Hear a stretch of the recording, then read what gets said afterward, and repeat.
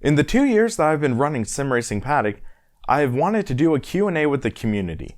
Now that we are expanding our community involvement with the forums, I thought now would be as good a time as any to do a Q&A. So I reached out to the members of the community, and here are some of the top 10 questions.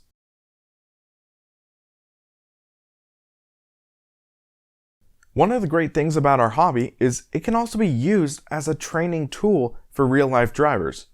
Josh Martin asked, when or do you think will sim racing become more effective than karting as a learning tool? So the thing with sim racing is it does a great job teaching racing form and racing technique. What it does lack in is the seat of the pants feeling.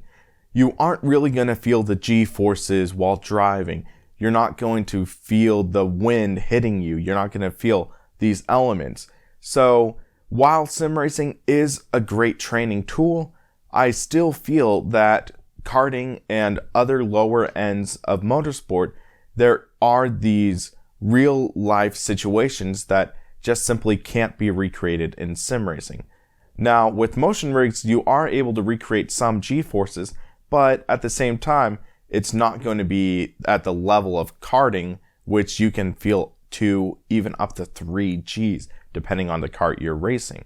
So sim racing is good for the learning the technique, learning the form of driving, but for the seat of the pants, I really would say that you can't really substitute real car, real kart experience. Next up, from Ash McConnell, what do you think developers could do or do more of to encourage more people to come to the sport of sim racing?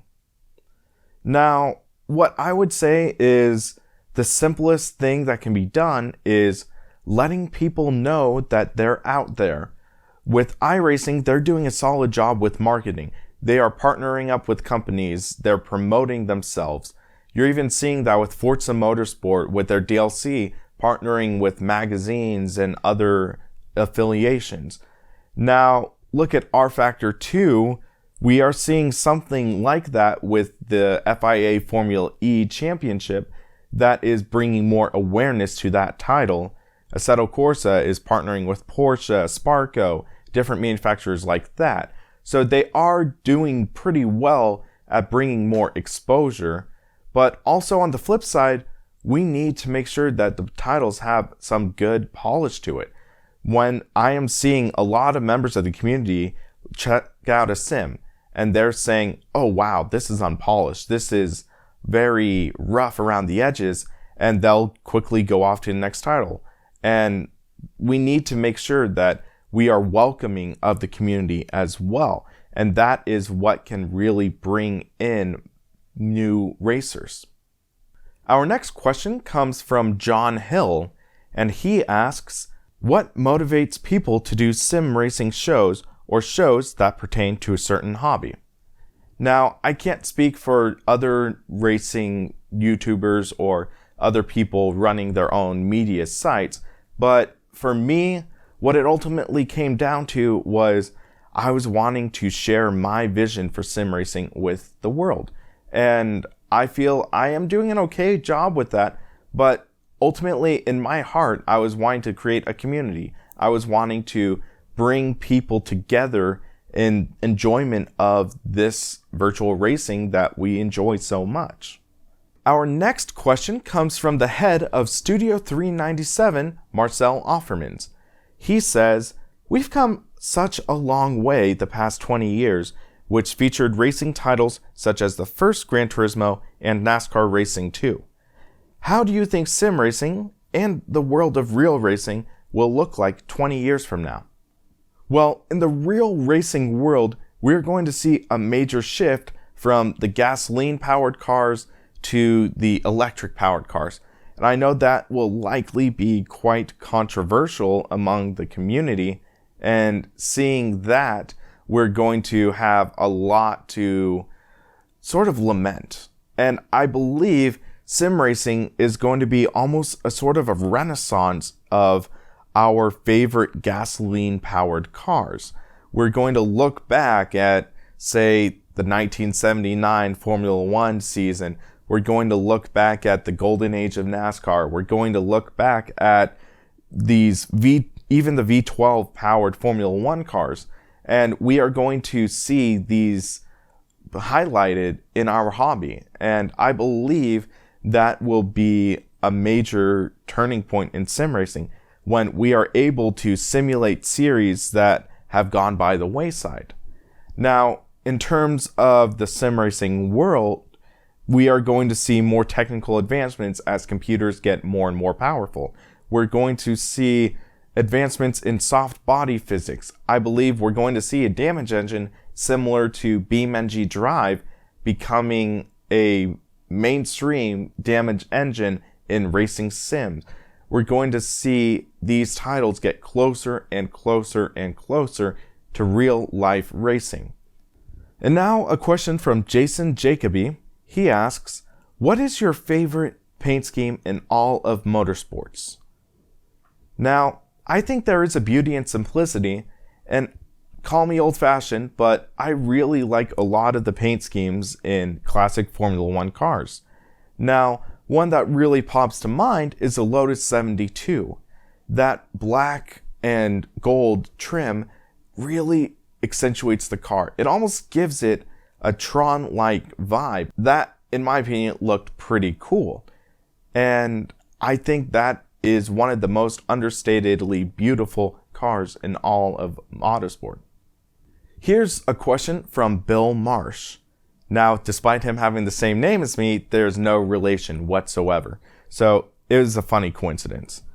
He asks, what equipment do you use on the video recording and editing side? Now, this is actually my first video with a new video camera. I was able to get the Canon Vixia G20 camera, and I got that on sale from BH Photo Video, and it does a great job. It is looking great. I was having autofocus issues with my other camera, so I thought this would be a more professional solution. For my audio recording side, I'm sort of jumping back and forth. I was able to loan a wireless microphone system from my church, which I currently have running into my Zoom H5 digital media recorder. I also have a PreSonus i2 audio box, which I will use for voiceovers and things of that nature running into a computer. Now, on the editing side, I use Adobe Premiere Creative Cloud, and that does an excellent job editing the videos and allowing me to get all this together and putting it out to you. David Lane asks, what racing sim frames have you used? That includes wheels, motion, butt kickers, etc. Now, this is going to be a lengthy list, but I got my start in sim racing using the Mad Catz MC2 wheel with Gran Turismo 3. And then I moved into the PC sim world with the Logitech NASCAR rubber band wheel. Then I moved up to the Logitech Momo Black. Then I moved to the Logitech Driving Force GT, the Logitech G25, the Thrustmaster T500 RS, and then the Fanatec CSL Elite wheelbase, and now the Fanatec Club Sport Wheel V2.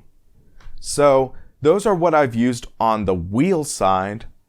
And then for the cockpits, I started off with mounting my wheels to a desk via suction cups. And then my first dedicated sim mounting was the Fanatec Rennsport stand, which I used with my G25. Then I built this cockpit, which I have dubbed the Ghetto Blaster. And this was inspired by Inside Sim Racing's Deathmobile with a few modifications. I've also gone to test some motion setups as well. I was able to test out CXC Simulation's Motion Plus 2 cockpit, and that was a blast to drive. I'm actually going to be going back to CXC next week, and I will provide some videos there, including an in-depth analysis of the motion as well as their direct drive wheel.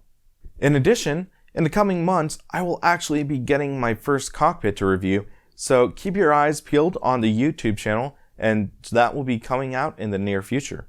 Next up is a great question from Jonas Hammer. He asks, we all have different views on what makes a sim feel realistic. What aspects of sim racing is required for you to call it simulated realism? To answer this question, you would need to take a look at the sim and the racing. Does it do the simulation well? Does it really authentically feel like driving a real car? One thing I used to do at times was I would take out a car, drive it at, say, 55 miles an hour, and see if that would behave like my real life car. Then look at the racing. If the racing is authentic, if you are able to race well with AI, race well with the other people, race well online, and if you are able to recreate real races, I would say those are some important factors to consider when you are trying to find a good, solid simulation. YouTube personality Jimmy Broadbent asked me this question: do you think better gear makes you faster? Now, I actually did a 2-part video series on this. My first part was me sans hair tackling the question, does a better high-end steering wheel make you a better driver? Now, the short, sweet, simple version of that is it will enhance good driving habits, but it won't fix stupid. So looking at that, you have the high-end wheel, but there is a point of diminishing returns. I would say the main factors for a solid force feedback racing wheel is A, it has to have 900 degrees where you are going to be able to adjust it and match it to have a 1-to-1 steering ratio with a real life car. And then number 2, it has to have good force feedback. It has to be able to communicate well to the driver. And now the de facto go-to for the mid-range is a belt-driven system. Now, direct drive does a better job of communicating, but I feel that with that being said, there is the diminishing return. I have driven with a direct drive wheel. I've driven with Fanatic. I've driven with Thrustmaster. I've driven with Logitech. And it also just comes down to what you are confident with and what you are able to do. When you are confident with a gear-driven wheel, you can drive faster than someone with a direct drive. It comes down to how confident you are as a driver.